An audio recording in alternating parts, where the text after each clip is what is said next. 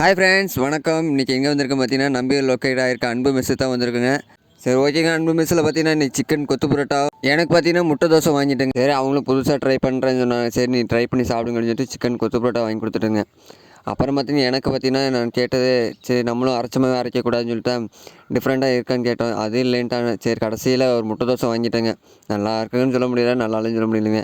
நீங்கள் இந்த அன்பு மெஸ் ஹோட்டலில் சாப்பிட்ருந்தீங்கன்னா கீழே கமெண்ட் பண்ணுங்கள், எப்படி இருந்துச்சுன்னு சொல்லுங்கள்.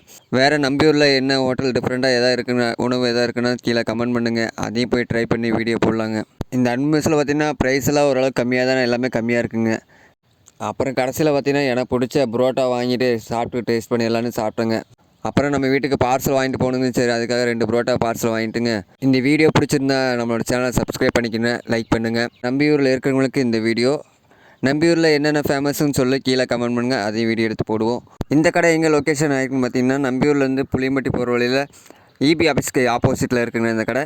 நீங்களும் ட்ரை பண்ணி பாருங்கள்.